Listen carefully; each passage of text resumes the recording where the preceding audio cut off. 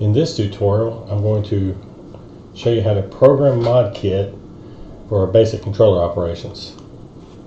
So here's our desktop, here's our icons we got here. Click on Modkit Dex and you'll see it boot up.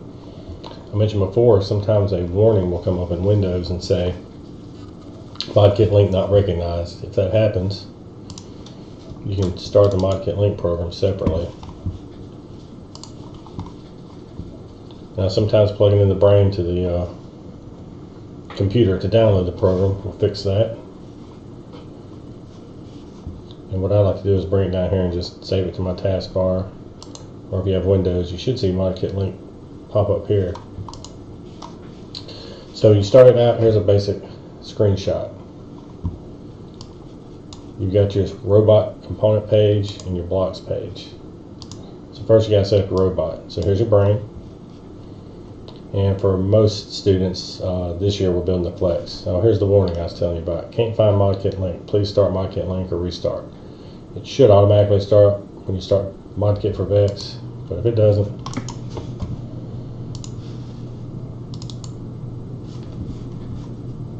Windows doesn't seem to like to start it every time. And this is where it should pop up. So let me take that and send it to, let's pin it to the taskbar. So now it's down here, and if it don't open back up, I can just come down here real quick and click it. And maybe that annoying feature will go away for now.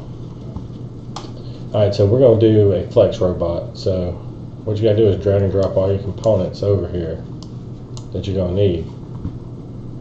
And you see over here you got all these various components we'll get to later. But they have this really cool feature called a drivetrain. So you can drag a drivetrain over and it's already got your motors ready. You just have to select which one's left, which one's right. This motor is going to be for the arm. So what I like to do is go in here and click the little cog wheel, call it arm. You have this direction of the motor. That's only a problem if you, for the drivetrain usually, if it's going backwards, just swap these up or hit reverse direction, and you'll see how it changes direction. Port, I think most of ours are going to be port 10 for the arm. And you see it pops up port 10 on the brain. That's just how it's labeled on your brain as well. I think the left is going to be 1 and the right is going to be 12. And you see the direction arrow here. This is forward, so this is rear motors. If you come here, you got this basic layout. Now your wheelbase and track should be correct if you've built one of the pre-built ones like the Flex, the Clawbot. But we want to go here to grouping and put connected, and you see how it adds the gears. And after we program it, if it's driving backwards, you can come here and reverse the motors and try that. Don't worry about this calibrate, we're not going to do any of that. So before we added the controller, see this controller icon disappeared. If we were doing autonomous, we wouldn't need a controller. Since we're programming it to drive with a controller, you just drag it on the screen. Now that gives you this little icon here. This is how we're going to program the controller to work the drivetrain. So we open this up, and here's all of our buttons you see highlighted. And I like for them to drive arcade style. One joystick does it all. So you see this is C and D. So you got drive up, turn left, right. The L and R, that's for tank drive. If we were going to do tank drive, I'd make that R and this L and we'd be done. I don't like that.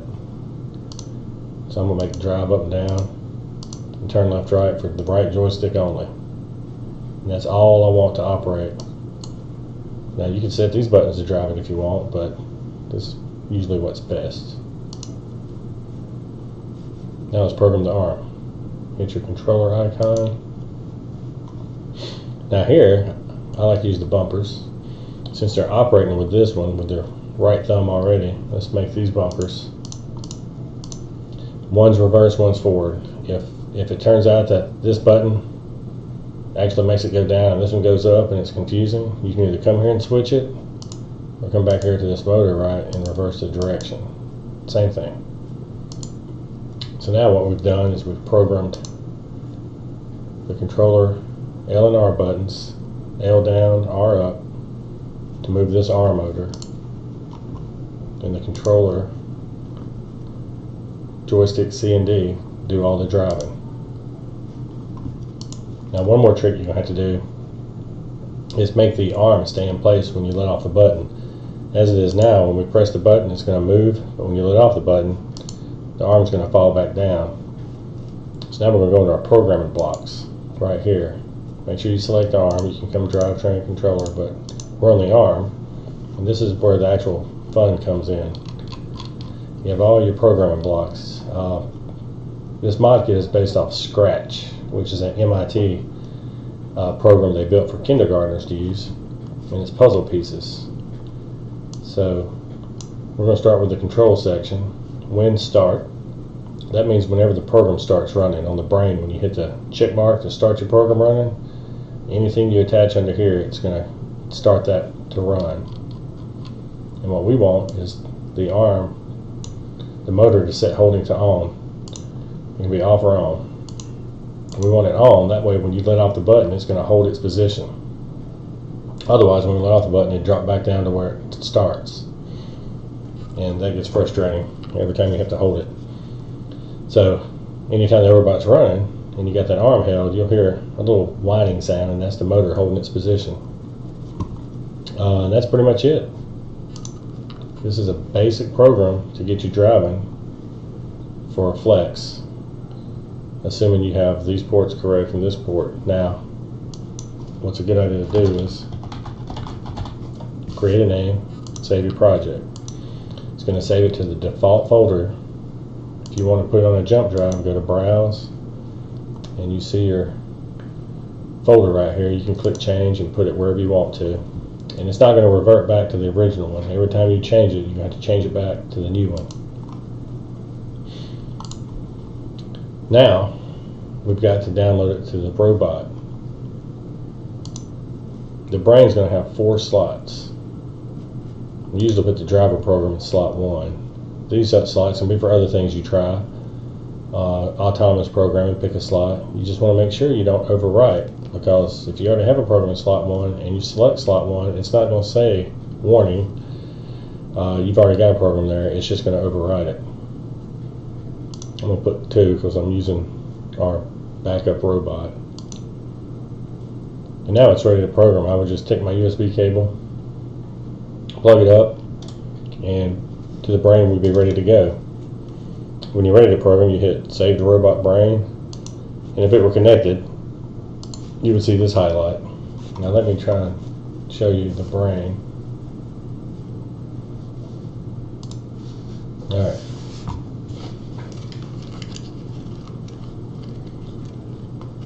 So here's the brain. See up here, let me get my orientation right. You got this check mark. There we are.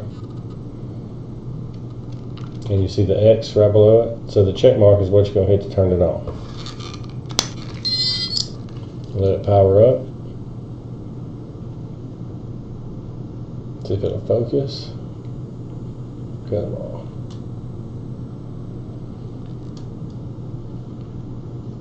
Alright, maybe I can get that focus better.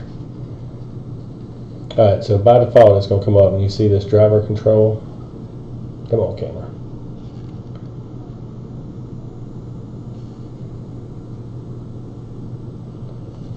You've got some arrows over here. You can go up and down. There we go. And when it starts, it's going to be on driver control. That are some built-in functions. There we go. You have some demos. I don't know what those are for. But here's a program we already got installed. They call it Super Sizzle Cop. That's program slot number 1. You can go to 2, 3, and 4. The driver controls are the built-in ones. So if you just turn it on and hit the check mark and hit run, it's going to go to a tank drive style control, and you won't have to configure anything in Modkit. It'll drive It's got some pre-selected items, and so you can build these kits right out of using the instructions they provide, and it'll work. So if I hit the X to stop the control, now I'm back to this menu. Now if I want to run my that I just programmed, let me go back. So there's driver control. I want to go to the slot that I want to run, and this is where I would hit the check mark. Now it's flashing errors because I don't have it plugged up. So let me plug it up.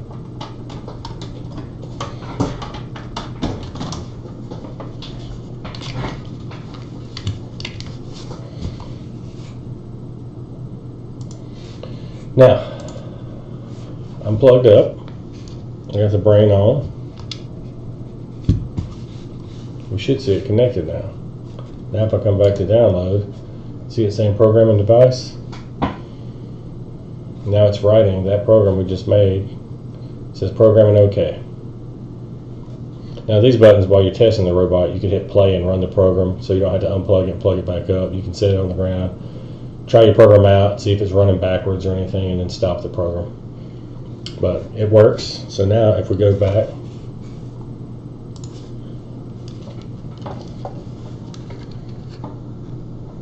we'll get the camera to focus.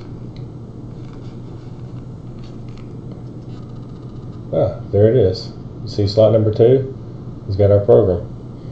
Now if I hit run, it's still going to show errors because I don't have it plugged up to the bright ports. So if you don't have this configuration on your screen exactly like it's hooked up to your brain, you're going to get an error. So a couple other things on here to pay attention on your brain. If you hit the X, find where I'm at. If I hit X, I toggle from this screen to start programs to this screen. You see it has system info, device info, sound on, calibrate controller, start at home. And if you keep going, it has reset all settings, erase, and radio data off. This is where you got to be careful. Don't just start pressing buttons, because you can come right here and reset everything and just format your brain. If you turn the radio data off, then you won't be able to communicate with the controller either. Start at home. So that was important. Let's say this is your driving program, and every time you turn on the brain, you want it to start your driving program, so you don't have to go over here and hit the check mark.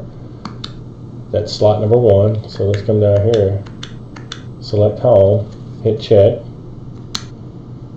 and you see it's toggling to driver, slot 1, slot 2, and so forth. Every time I hit the check mark, it's going to move.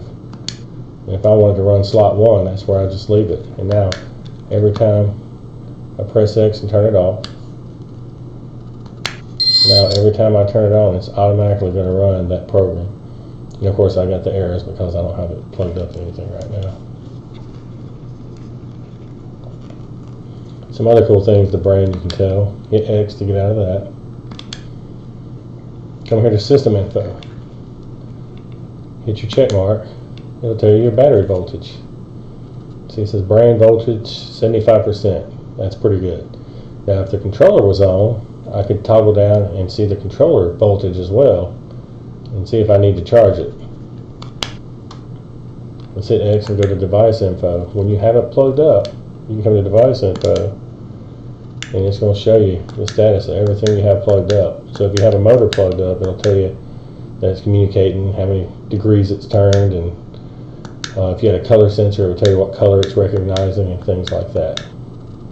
So when they're programming, this is handy to come to kind of see what your sensors are reading, so you kind of have a good starting point when you go to start programming it to do autonomous movements. Then of course, X out of it.